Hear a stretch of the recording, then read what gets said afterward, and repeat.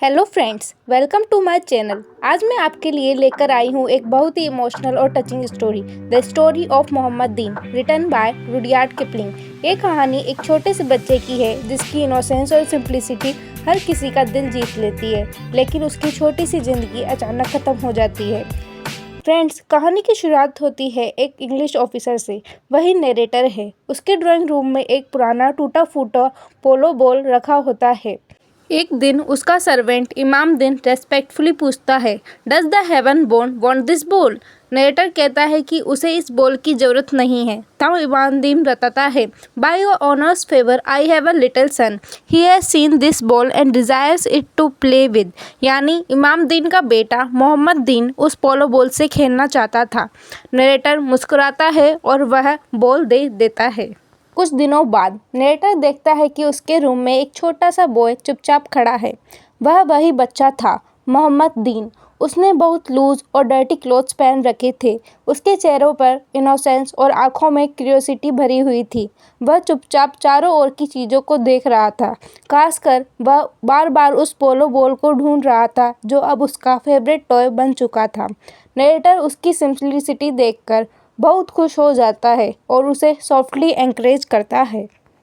अब मोहम्मद दीन रोज़ नरेटर के घर आने लगता है। कभी पिक्चर्स को देखता, कभी बुक्स को छूता। नरेटर ने उसे कभी रोक टोक नहीं की। मोहम्मद दीन का सबसे प्यारा खेल वही थी, पोलो बॉल को घुमाना, फेंकना और पकड़ना। उसकी इनोसेंट खुशी नरेटर के दिल को छू जाती है। उसे लगता है जैसे उसकी लॉन्ली लाइफ में एक नया हैप्पीनेस और वार्मथ आ गया है। नरेटर देखता है कि मोहम्मद दिन उसके बंगलो के गार्डन में खेलता है। वह मिट्टी में अपने छोटे छोटे हाथों से लाइंस खींचता, पैलेस की ड्राइंग बनाता। कभी कभी वह ट्विग्स, ब्रोकन ग्लास और डस्ट से छोटे छोटे बिल्डिंग्स बनाने की कोशिश करता। नरेटर उसे दूर से देखता और उसके चाइल्डिश इमेजिनेशन पर मुस्कुरा देता। लेकिन एक दिन मोहम्मद दिन दिखाई नहीं देता। नरेटर को उसकी आदत पड़ चुकी थी और उसका अचानक ना आना उसे परेशान करता है।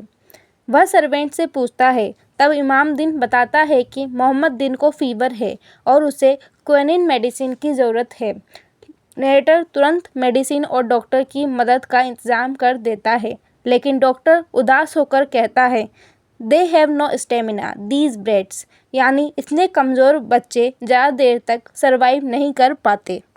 नरेटर को उम्मीद थी कि मोहम्मद दिन ठीक हो जाएगा, लेकिन एक हफ्ते बाद उसने देखा कि इमाम दिन और एक दूसरा आदमी अपने हाथों में एक small white cloth wrapped body लिए जा रहे थे। वह छोटा बच्चा मोहम्मद दिन अब इस दुनिया में नहीं था।